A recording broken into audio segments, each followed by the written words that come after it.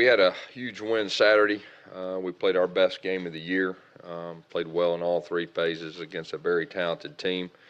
We talked about championship urgency the last 2 or 3 weeks, and I really feel like our team seized the moment Saturday and really played well. But the reality is that game's over. That game's behind us. We've got Louisiana Monroe, a opponent that is a very well-coached team. I have a lot of respect for their staff. A lot of veteran guys won a lot of games. Offensively, they're a top 20 offense. They've got skilled guys that can flat-out play. They got one of the better kick returners in all of college football, too. So when you watch their film, they definitely wake you up. We need to continue to get better. That's our message to our team, is to keep the momentum. A lot of teams, after a big win, you've seen this year around the country, have a fall off. We can't have a fall off, and that's our challenge to our team, to keep our momentum going into the last game of the year and just keeping that championship urgency this week. And so that's my message to our team, and I expect us to do that. After reviewing tape with your offensive line, what they did against Georgia, talent and everything considered there, was that the most complete dominant thing you see from offensive line this season? We had some tough times early in the season. Probably the most impressive thing to me is the different guys that have been at different positions. You've seen that group grow, and they're playing their best football right now. The good thing about it is we got 7 guys that have been in SEC games, and all 7 of them have played well. Guys, you've held offensive linemen out in this game before between Georgia and Alabama in years past. You held out Sean Coleman a couple of years back. With Darius and Gordon in particular, do you expect them to be held out? We'll see how this week goes. Our mindset is to get better, and our mindset isn't to put the brakes on anything. This is about us. It's about us seizing the moment and getting better and keeping our momentum. So, we'll see where that goes later in the week. I know both those guys will practice today, and I'll have a better idea later in the week.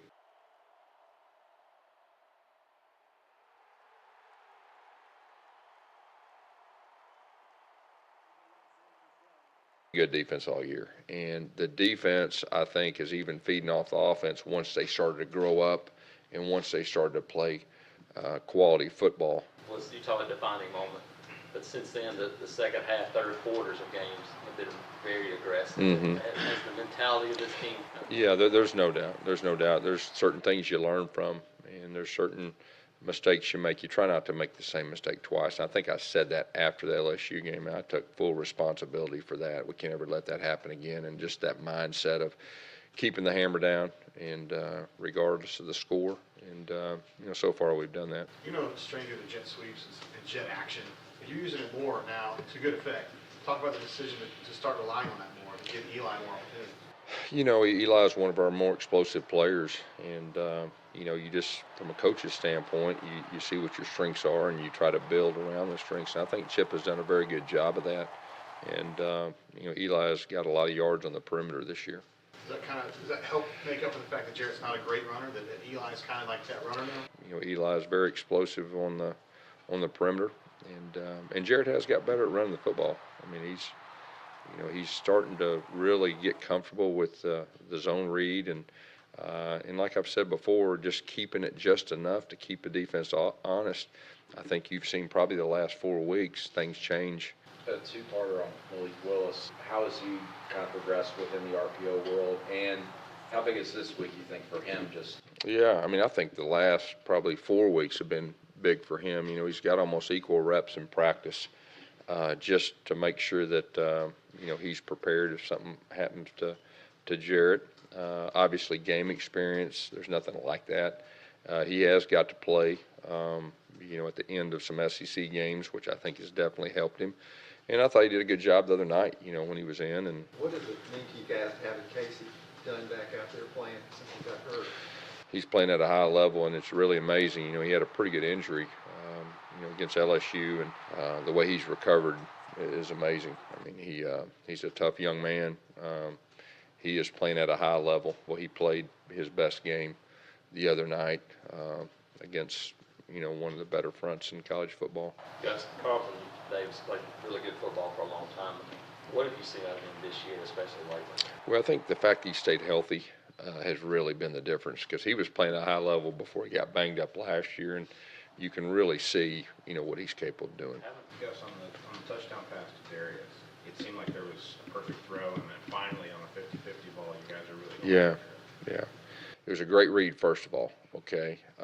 It was a great throw, and Darius made an unbelievable catch to adjust to it, when you slow it down. And that particular play really kind of opened things up for us, because up to that point, we kicked 3 field goals. And it's kind of like, we had some opportunities missed, but when he hit that one, it kind of opened everything up, gave us some breathing room, and probably after that play, just the confidence level offensively took off. But Jeremiah Denson, and the way he was fully healthy in that Yeah. game, Kevin Steele talked about how much he just helps with identifying Yeah. routes, helping everybody on the field.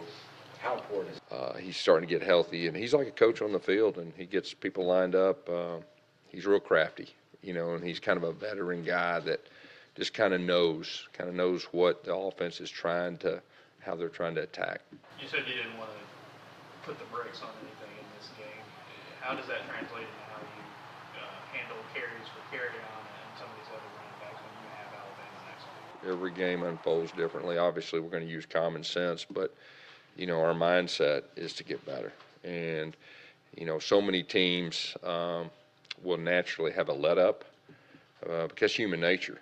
And the challenge, like I said, is that game's behind us Saturdays. That's great. That's over with. It's moving forward now. And Louisiana Monroe is the next opponent. And like I said, you turn the film on, they'll catch your eye, because they've got some talent. Carryon said after the game that you mentioned letting up, that's usually when injuries happen. He's right on target. And the thing about KJ, too, I'm just going to say this, too, it's starting to get cooler. When it gets cooler, guys can carry the football more.